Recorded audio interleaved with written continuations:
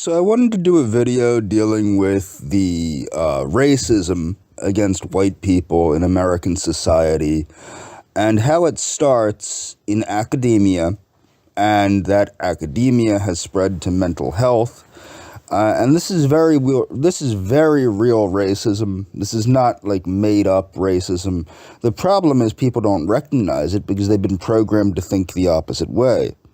So let's look at this. This is Noel Ignatieff, the author of How the Irish Became White, believed that whiteness was a fiction and that true stories could dispel it. Okay, in 1995, so basically the reason that there's no cultural sensitivity towards white heterosexual white men is it's been spread that we don't exist as a people. In 1995, Noel Ignatieff, a recent graduate of the doctoral program in the history at Harvard, published his dissertation with Routledge in academic press. Many such books appear, then disappear, subsumed into the endless paper shuffling of the academic credentialing process. But Ignatieff was not a typical graduate student, and his book, How the Irish Became White, was not meant to stay within the academy.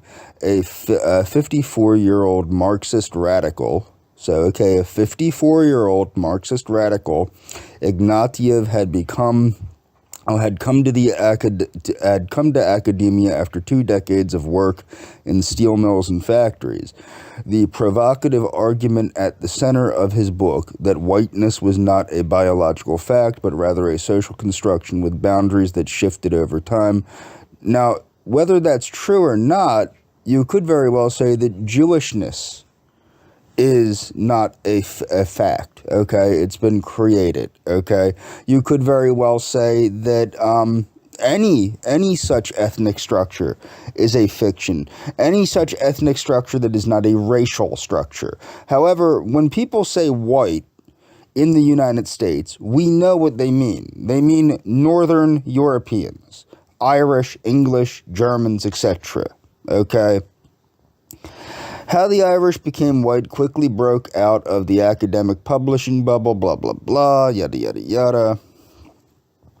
He was still not, throw the launch, wearing a white Panama hat and loose-fitting suit. Ignatieff spoke briefly. Hard crackers, hard crackers, he said, had been founded with the conviction that American society was a time bomb and that its salvation could only come through the stories and actions of ordinary people in the spirit of the journal, blah, blah, blah. Ignatieff's speech was energetic, Ignatieff accomplished is especially hard to answer. His radicalism took many forms. He was born in 1940 in Philadelphia into a family of working-class Russian Jews. By 17, he had joined the Communist Party after dropping out of the University of Pennsylvania. He moved to Chicago, worked in the steel mills. He could be a factory laborer for more than he would be a factory laborer for more than 2 decades, with an eye toward provoking his fellow workers into looking at their struggle in new ways. In 1967, he composed a letter, yada yada yada. Many scholars did that or whatever. So moving on. What I'm going to show you here is it's popular in academia to blame white chauvinism for the oppression of women and things of that nature. Okay, this is a pamphlet, blah, blah, blah. Okay, it's about white chauvinism. Okay, this is very popular in academia to blame white men for everything wrong in society. And you're going to see it's actually quite flip-flopped when you look at reality. I don't have time to go over this whole thing here. But what I want to point out, this is David Yeagley, who was a Comanche classical composer, conservative, etc. And what he did is he was a white activist, and he was half Comanche, half German, and he did an excellent lecture called The Dread Fear of Whiteness. He was a PhD in education. This is another video by David Yeagley I highly recommend people watch. It's called A Lesson on Immigration from an American Indian by David Yeagley. I would strongly recommend people watch that video also. Now remember, people are blaming everything on white chauvinism, okay? So, Congo rebels are eating pygmies, the UN says. Okay, the UN was founded by predominantly white chauvinists to foster world peace, okay? I said white chauvinists in quotations, but the people that founded the United Nations were indeed white men, okay? And the goal of that was to promote the UN Charter, okay? And the UN Charter is not about oppressing people, okay?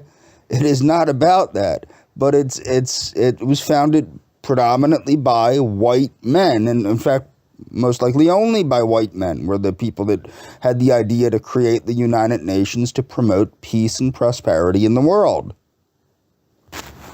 This is about cannibalism in pre-Columbian America, meaning America prior to white colonization. Now, what you need to understand is without whites, okay, without white colonizers coming here, and this is the same thing in Africa, okay, you would not have had the long-standing peace that you've had in these regions.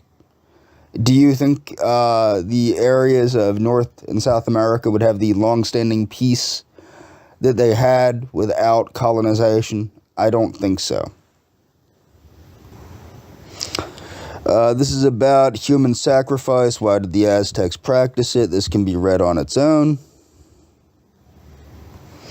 This here is about, see, it's not polite to say that pre-contact Aboriginal society was abusive to women and generally violent. This would undercut the long-standing official view that current violence in Aboriginal communities, blah, blah, blah. But it's true, okay? And you can read this on your own if you'd like. Did Aboriginal tribes fight each other? Okay. Yes, there was violent conflict in pre-colonial Australia. Australian archaeology contains some of the oldest evidence of human warfare, including bodies of men killed in battle and cave art depicting scenes of battle from more than 10,000 years. Okay? Indigenous tribes often fought with each other rather than launch coordinated attacks against settlers. An alternative view comes, so here, indigenous tribes would often fight with each other rather than launch coordinated attacks against settlers. An alternative view comes from expert in indigenous culture, Dr. Ray Kirkove, who has done the new research on indigenous warfare in Queensland in the 19th century. Are the Aboriginal tribes cannibals? The Australian Aboriginal people were not generally cannibals, in that they did not kill people to eat. Where cannibalism does occur, it is in a ritual context. If the reports of early workers in the field are accurate, burial cannibalism in a number of forms occurred fairly commonly in Aboriginal Australia. Did Aboriginals fight the settlers? Major battles were fought across the land, blah, blah, blah, blah, blah. Okay, why did Aboriginals fight each other? Indigenous men fought one another and their neighbors to establish authority and status. Okay, did Aboriginal tribes fight in World War II? Blah, blah, blah, whatever. So some people like to talk about, whatever, how horrible the United States are. Well, now that the Taliban has taken back Afghanistan, they're imposing the same repressive laws towards women in Afghanistan, okay? So women are oppressed. Before I could go to the market alone to buy groceries, says Monira, a 26-year-old woman from whatever district. I could go to the hairdresser, I could wear my hair up, but that all changed when the Taliban captured her home, blah, blah, blah. Okay, so you can read this on your own. People are worried. Fear of all-out war as Afghan civilians take up arms against Taliban. A woman in northern province who has joined the fight against the Taliban. Okay, and moving on. So the question I have for people, do you think that in the United States during World War II, that the United States military forced American women into brothels to pleasure U.S. soldiers? Or that in Germany, women were forced into brothels to pleasure German soldiers? Or that in Britain, do you think the British forced women into pleasure battalions to pleasure British men? Or in Italy, did the Italians do that? Probably not. But in World War II, the Japanese army forced women and girls into sexual slavery. With Me Too gaining momentum, it's time to reckon with the past. On the 23rd of January, in front of Japanese embassy in London, my skin in the kimono, yada yada, comfort women are an example of how prevalent some post-colonial... See, and again, they're blaming it on post-colonial problems in East Asia. The Japanese have a culture of oppressing women that goes back to the beginnings of Japanese culture. Okay?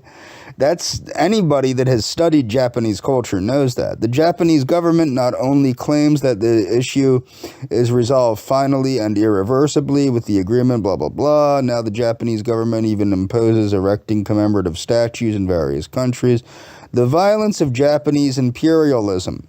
Now what's funny is people like to blame Japanese imperialism on the West. Okay? There was Chinese imperialism long before Western imperialism. There was Mongol imperialism long before Western imperialism. Unless you consider Alexander the Great to be, Western imperialism, whatever. But the point is, whites were not the only people that were imperialistic. China has a long history of imperialism. The Mongols, of course, have a long history of imperialism. The Turks have a long period, the Ottoman Empire, as it was called. So you can't say that everything is white chauvinism. There's a lot of Japanese chauvinism, a lot of Chinese chauvinism. And in some of these countries were actually run by women. Okay? Like there was an Empress of China that ran imperialism. Okay? So people like to say these things without knowing the facts, but historical have claimed the comfort women were merely prostitutes, blah, blah, blah. It's not true. You can read this on your own. Transnational collaborative art, yada, yada, yada. Do read this on your own. Now, this is research here that shows that they want to reduce racial bias with the implementation using psychopharmacology. They want to, this is a study, but it was suggested by U.S. Democrats that we should drug white people, white men that have racial bias, okay, with a blood pressure medicine to lessen their racial bias, to literally control their political and social views with pharmacotherapy. Moving on. Now, as I've stated, the racism against me as a white heteronormative male, racism and sexism against me as a white heteronormative male, has re-traumatized me and exasperated my PTSD symptoms. Okay? And has made it impossible for me to get therapy anywhere. So, yeah, racism can be a cause of PTSD. So, the overall trauma I have received by the mental health field is a likely contributor to my PTSD symptoms, okay? But you'll notice that this article, Alan was a young African-American man working at a retail store. This only ever focuses on African-Americans, found that African-Americans, they only focus on African-Americans. But what I'm going to show you is society, African-Americans and persons of color, as they call them, but see, people of color. But as you're going to see, the overwhelming facts show the opposite. Again, this is about uncovering the trauma of racism. You'll notice that this is about a Japanese woman. Okay? There's nothing in here about the racial traumatization of white men. They just ignore it. why diagnosing racial trauma can be difficult. Well, when you're not even looking there, in my case, you're not going to find it. Okay, overt racial slurs. I have been called racial slurs by mental health workers for decades. Okay, not at this organization, but at other places. I have been called racial slurs by mental health workers when I was receiving therapy as an adolescent and even as a child. Okay. Police harassment and body searches. I have been harassed by black and Hispanic police simply for being white. I've been told I'm in the wrong neighborhood for being white, things of that nature. Okay, simply because I'm poor and I have to reside in a poor or a more poor neighborhood. I've been harassed by the police because I'm white. Workplace discrimination. I've been discriminated against as a white heterosexual male by female coworkers and by black coworkers. Community violence. Okay, I've witnessed other violence, of course, but being in the areas I'm in, I have witnessed community violence. I've been forced into hospitalization, not incarceration, but hospitalization. Distressing medical experiences. I've had my medical symptoms misdiagnosed and falsely diagnosed and blown off. I don't have immigration difficulties, and I don't have deportation issues. But my point is, you can see these issues affect white heterosexual men just as much as they affect other people. This is about the effects of gender discrimination on health. You'll notice it only focuses on women. You can read this on your own. Gender discrimination has a significant impact on mental and physical health worldwide. It can limit people's access to health care, increase rates of ill health, and lower life expectancy. Okay? So what's the one group with declining life expectancy in the United States? Well, that would be white Americans, okay? Nearly 4 years, Princeton economists Ann Case and Angus Deaton published a study on rising morbidity and mortality among whites that sent shudders through everyone from demographers to politicians. More drug overdoses, alcoholism, liver disease, and suicide, so-called deaths of despair, meant the steady rise in life expectancy seen for decades was no longer inevitable. Now, a new study led by researchers at the University of Pennsylvania digs more deeply into the data. White mortality, including years of after full implementation of the Affordable Care Act that were not captured by Case and Deaton, blah, blah, blah, yada, yada. Okay, the authors find that for most of the 1990s, life expectancy in the United States was improved, but over the past 3 decades, especially after 2010, the trend has slowed among non-Hispanic whites and women, and even reversed in some places. The opioid crisis explains part of it. Now, why is there an opioid crisis amongst white men? Could it be because white men can't get into academia due to certain processes that are not allowing people to be, judged by their ability anymore? Could it be that white men can't get decent jobs because people aren't being judged by their ability anymore, but instead are being judged based on the color of their skin, not the content of their character or their skills? Okay, and that's what Deaton and Case did point out. The authors examined data, blah, blah, blah, This is a response trying to disprove them. The story of declining life expectancy, a tale of those who die young and of divide in urban and rural culture. That's not true. And I'm going to show you why that's not true. Biggest contrast we saw is between metropolitan areas, suburbs. Okay, so let's see. We're going to move on here. Why are white men most at risk? Chances are you've been touched by suicide in some way, which is no surprise. The statistics are alarming. American Foundation for Suicide Prevention, perhaps most unsettling, is that 90% of those that die by suicide had a diagnosable mental health condition at the time of their death. There are some stark disparities in both gender and race when it comes to suicide. Men die by suicide 3.6 times more often than women, and the suicide rate is more than twice as high among whites compared to African Americans or Asians and Pacific Islanders. The result, white men account for nearly 70% of suicide deaths. Many men still buy into the stigma that they should be strong enough to handle things on their own, and research shows that this is the thing, they're claiming that it is white chauvinistic stigma that's causing this.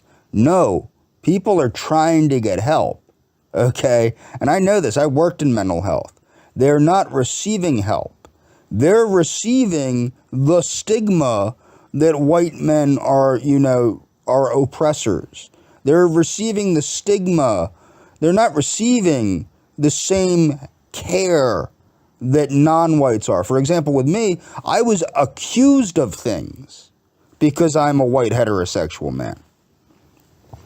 Depression is the most common condition associated with suicide, but when conditions like depression, anxiety, and substance problems go undiagnosed or untreated, the risk for suicide, the thing is, this is the problem, as I pointed out in previous videos.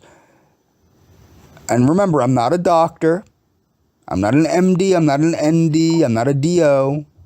Okay? I'm not a nurse. But the point is that the treatments, the medical treatments, the medicine, psychopharmacology, doesn't work properly. Doesn't work well. And actually, in some cases, increases the risk of suicide, as I've pointed out in previous videos.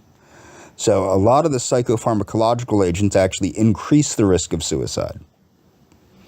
The other problem you have is that you're going into a field where people have had their minds altered by people like Noel Ignatieff in academia, where they are told that white men are the problem. So you are not receiving treatment that is on par with the treatment that other people are receiving. Stressful life events like divorce, financial crisis, or loss can also play a big role as environmental risk factors for suicide. If a person talks about killing themselves, feeling hopeless, having no reason to live, being a burden to others, feeling trapped, having unbearable pain, behavior, increased use of alcohol or drugs, looking for a way to end their lives, like searching online, withdrawing from activities, isolating from family and friends, mood, these are just warning signs. But yeah, read this on your own.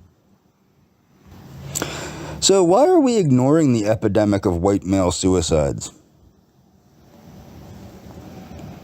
There is no question that both men and women kill themselves, and every suicide is a tragedy, but to suggest that suicide is a problem that affects everyone equally, or as some major media outlets have reported that it affects females more than males, is dangerous and inaccurate. The simple fact is that overall, for every female suicide, there are 3.5 male suicides.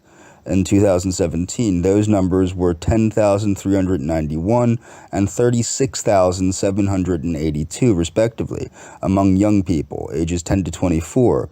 The male-to-female suicide ratio is nearly 4 to 1. As I noted in the column, blah, blah, blah, blah, blah, in 2000, the suicide rate among all females was 4 per 100,000. The rate was 6 per 100,000, a 50% increase. That said, looking at the rates can be helpful, blah, blah, blah, the inconvenient truth. So why aren't we getting the full story behind the epidemic of suicides? There are a number of factors. Chief among them is the fact that reporting the truth about who's committing suicide would require acknowledging that the contemporary narrative. So it would acknowledging that the contemporary narrative in which men in general and white men in particular are a universally privileged class and have no legitimate problems is false. So keep that in mind. You would have to first understand that white men are not a universally privileged class and do not have and do have real problems in life. They have real problems. And this is not what you're getting when you go to receive help, or at least not what I've gotten. Ignoring the very real issue facing men in this country and continuing to tell them that they should be stoic, that their problems aren't as big as everyone else's, and to never ask for help is killing people. Okay? Now, the thing is, when you ask for help, this is the problem. Mental health is reaching out to people of color enormously. In fact, if you watch Lenape Valley's videos on suicide and stuff like that, suicide prevention, it's geared, and other things, it's geared a lot of times to minorities, it's geared a lot of times towards women. Okay? What you're not seeing is you're not seeing any outreach towards men. White men do seek help.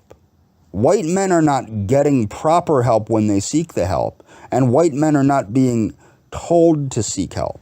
And the other thing is, as I stated in a previous video, a lot of times the help, whether you're white, black, female, male, or indifferent, is psychopharmacological intervention. A lot of the psychopharmacological intervention actually increases the risk of suicide. So you also have to look at, why is the system so inadequate? Why is it so inept? But you can read this on your own if you'd like. So older white male suicide rates are rising in rural areas. Suicide is a major health concern in the United States, yet compared to younger adults and women, men are at a potentially greater risk for death by suicide. So why aren't organizations like Lenape Valley and mental health in general, why aren't they reaching out to white men? Young white men in particular, but now also you have older white men with rising suicide rates. And as I stated, you have to reach out with something else. You have to reach out with more than accusing white men of being the problem. And that's going to be hard, because that requires a changing of academia, a changing of this blaming white men for problems that are not the fault of white men. These are very human problems. Conflict between groups is a very human problem. Okay, it's not white men. And as I stated, you would not see the long-standing peace in the Americas, and you would not see the long-standing peace, well, you did under apartheid, but you wouldn't see the long-standing peace in countries like, when it was like Rhodesia and South Africa, when they were run by white colonial powers. You wouldn't see that under the indigenous people. But yet what you're being blamed, and I showed that, as you saw, the problem is white men, white chauvinism is being blamed for problems that are human problems. They're not unique to white men. And in fact, so-called white chauvinism is what has allowed this progressivism, women's rights, minority rights, etc. Do you think the Zulus and Bantus gave each other rights? Okay, I'm just putting that out there. So maybe we need to look at the picture differently. We certainly need to look at the fact that psychopharmacology does not seem to be helping things. So what are the forces driving white middle-aged suicides and deaths? So this is about you can read this on your own. I don't feel like rehashing it, but it's substance use, abuse, etc. These are all things that need intervention, but they're not getting the right intervention, because the system it's a poisoned fruit, as I said in a previous video. It's a poisoned fruit. It's a stacked game. It's stacked against white heterosexual men.